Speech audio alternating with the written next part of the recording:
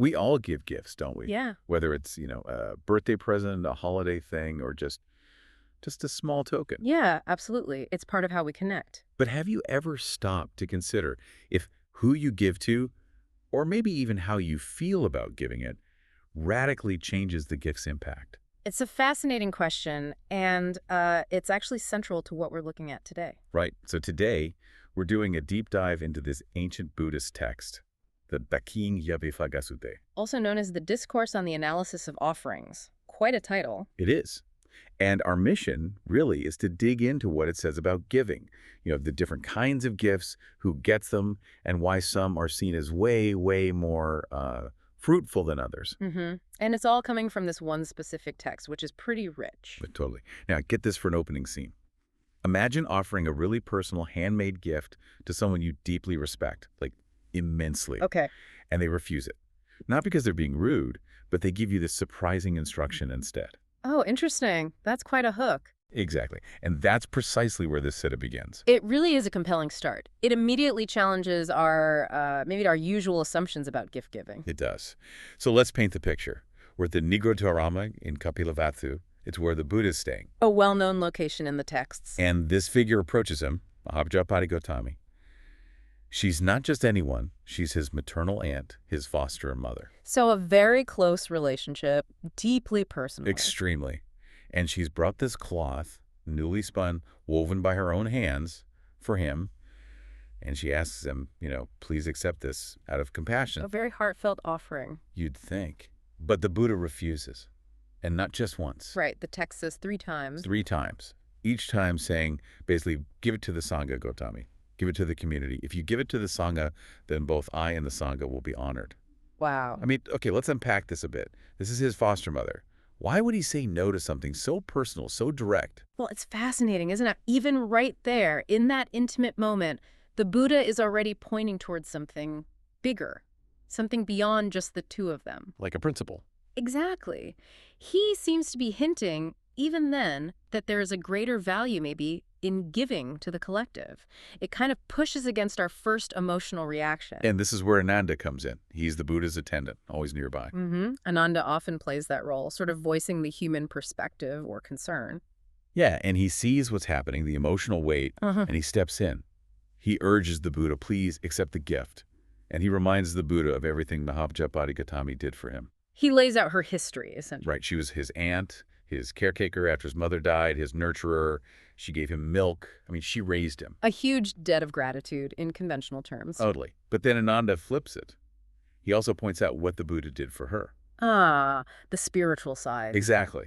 He says, look, because of you, she took refuge in the Buddha, the Dhamma, the teachings, right? And the Sangha, the community. The 3 tools. Yes. And she stopped doing harmful things. No killing, stealing, sexual misconduct, lying, or intoxicants. She got this solid, unwavering faith in the triple gem. And she became free from doubt about suffering, its cause, its end, and the path to end it. The 4 noble truths. So Ananda is making a case based on this immense mutual benefit, both material and spiritual. Yeah, it's like he's saying, look at this profound connection, this deep gratitude running both ways. Yeah. It really puts the Buddha's refusal in a different light, doesn't it? It really does.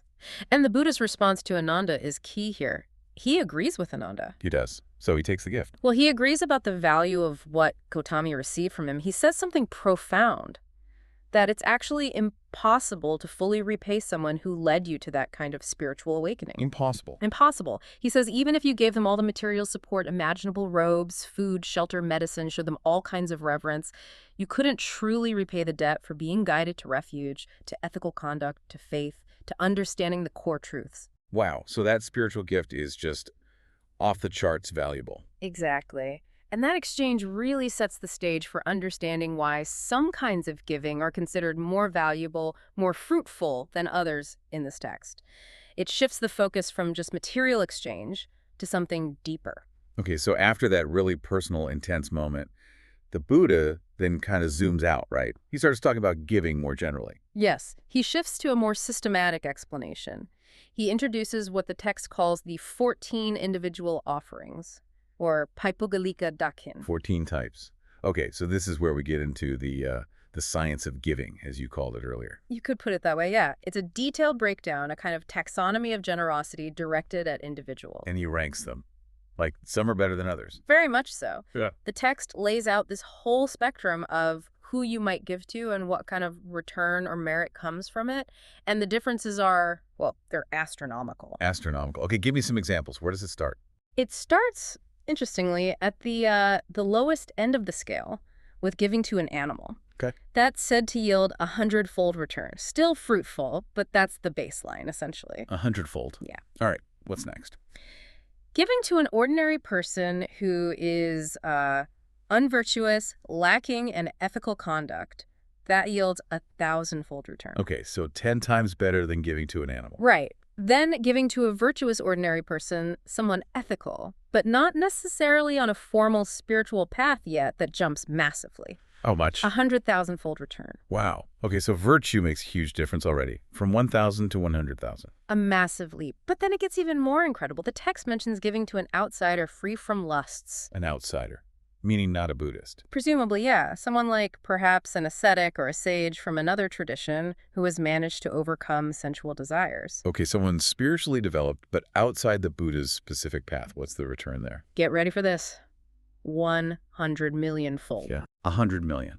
Seriously. From 100,000 to 100 million. Curiously, it emphasizes the immense value placed on inner purity, on freedom from craving, regardless of the specific path. That's mind-blowing. So virtue matters, but freedom from desire matters even more. Exponentially more, according to this text. And then beyond that point, the returns become basically limitless. Limitless. The Sutta describes giving to someone who is striving for the first stage of Buddhist enlightenment, stream entry, as yielding an incalculable, immeasurable return. So just trying to get on the path properly already puts the merit beyond numbers. Exactly. And it implies that the merit just keeps increasing exponentially as the recipient gets spiritually purer, moving through the stages, stream enterer, once returner, non-returner, all the way up to an arahant, a fully liberated being. And even higher. Yes, up to a disciple who is an arahant, then a Pacceka Sambuddha, a solitary Buddha, enlightened on their own, and the absolute pinnacle is giving to a Tathagata, a fully enlightened Buddha, like Gautama himself. So it's this incredible ladder of merit,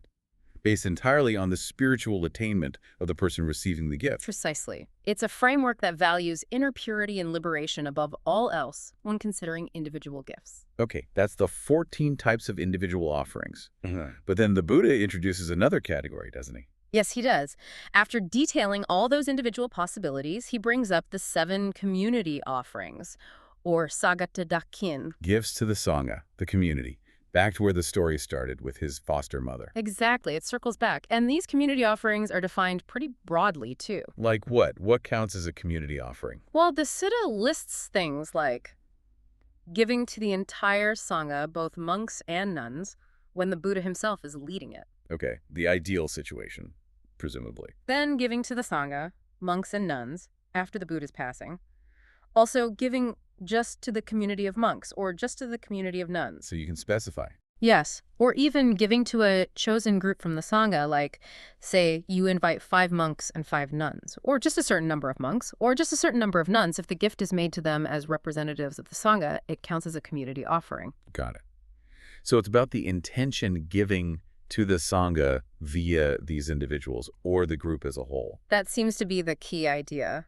And this is where we get that really pivotal statement, the one that explains the opening scene. Right, the big comparison. What does he say? He declares that even thinking about the future, when the Sangha might include members who aren't virtuous people just wearing the robes, but maybe immoral, Yeah. even then, an offering given with the Sangha as the object is still considered incalculable and immeasurable in its fruit. Still, even with potentially unvirtuous members. Still. And then comes the mic drop moment, basically. The Buddha explicitly states, but I do not say that any individual offering is more fruitful than an offering to the Sangha in any way. Wait, in any way? So even giving to, say, a highly attained arahant individually is less fruitful than giving generally to the Sangha, which might include imperfect people. According to the statement, yes. Giving to the collective always yields greater fruit than giving to any individual, no matter how enlightened that individual might be. Okay, whoa. That really turns things on its head. So why? What's the logic there? Why is giving to the collective seen as so much more impactful, even potentially overriding the individual's virtue level, which seems so important just moments before. That's the core question, isn't it? It's a bit of a paradox. What's fascinating here is the implication that supporting the institution, the collective field that upholds the Dhamma, has a unique and unparalleled value. So it's less about rewarding individual sainthood and more about sustaining the whole system. Kind of. It's like investing in the potential for enlightenment for countless future beings, ensuring the teachings and the community that embodies them endure.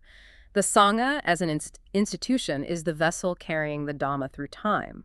Supporting that vessel, even with its imperfections, is seen as having this vast, incalculable merit that transcends even the highest individual attainment. It's a profound perspective on the long-term impact of generosity. That is a profound shift. It makes you think differently about where support goes, for sure. Okay, so we have individual giving, community giving, but the text goes even deeper, right? It talks about the quality of the offering itself. Yes, exactly. It's not just who you give to or whether it's an individual or the group. The text also looks at the interaction between the giver and the receiver. It introduces 4 ways an offering can be purified, which affects its fruitfulness. A purity equation, you called it. Okay. What are the 4 ways? So the first scenario is when an offering is purified by the giver, but not by the recipient. Meaning the giver is virtuous, good-hearted, ethical. Right. But the person or people receiving the gift are unvirtuous, lacking in good conduct. Okay, what's the second way? The opposite. Purified by the recipient, but not by the giver. Here, the recipients are virtuous, maybe monks or nuns of high integrity. But the giver? The giver is unvirtuous. The text adds a bit of detail here, suggesting maybe they got their wealth dishonestly, or perhaps they just didn't really have faith in the act of giving, didn't believe it would bear fruit. Interesting. So the giver's state of mind and ethics matter too, not just the recipients. What's the third? The third is, perhaps predictably, when the offering is purified neither by the giver nor by the recipient. So an unvirtuous person giving to another unvirtuous person or group. Exactly. And the text is very clear about this one. This kind of offering is not of great fruit. It has some benefit perhaps, but minimal compared to the others. Right. Which leaves the 4th scenario, the ideal one. Yes. The 4th is when an offering is purified by both the giver and the recipient. The win-win situation. Pretty much. Both the giver and the receiver are virtuous. And the text adds those important conditions for the giver again. Their wealth was gained righteously, they gave with a serene, happy mind, and they had faith. They believed in the positive result of their action. And this one? This, the text says, is an offering of great fruit. This is the gold standard for a potent, beneficial act of giving. Okay, that makes a lot of sense. So the character of both sides really matters for the quality of the gift's impact. It does, and the Sutta actually wraps up this section by identifying the absolute best kind of material offering. The ultimate gift. The ultimate material gift, yes. It says, when one who is free from lust gives to one who is free from lust, having gained wealth righteously with the serene mind, and believing in the great fruit of action, this is the foremost among material offerings. Wow. So a liberated person giving to another liberated person with pure means, pure intention, pure heart. That's the pinnacle described in this text, a perfect alignment of purity on both sides. So we've covered a lot of ground today, journeying through this one text, the Dakkhiṇāvibhaṅgasuttaṃ. We really have. From that opening story to the detailed analysis. And it's clear that giving, in this view, is way more complex, more nuanced than just, handing something over. Definitely. It's not just the act itself, but who receives it, the collective versus the individual, the virtue of the giver, the virtue of the receiver. It all plays a part. We saw those huge differences in merit between giving to different individuals and then that surprising emphasis on giving to the community, the Sangha, as being potentially even more fruitful. And then that final layer, the purity equation, how the moral character of both people involved shapes the outcome. And this isn't just some, ancient historical curiosity, is it? Yeah. This wisdom feels pretty timeless. It gives you a lens to look at your own generosity, your own intentions. Absolutely. It invites a deeper reflection on why we give, how we give, and who we choose to support. Which kind of brings us to a final thought, maybe, for you listening. Yeah, something to mull over. When you think about your own acts of generosity, maybe big or small, how much thought do you usually give to who is receiving it?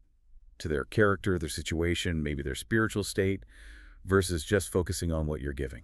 And maybe after hearing about these ancient distinctions, especially the one between individual and community giving, or the purity of both giver and receiver, How might that change your approach, or at least your perspective, on giving in the future? It's definitely something to think about.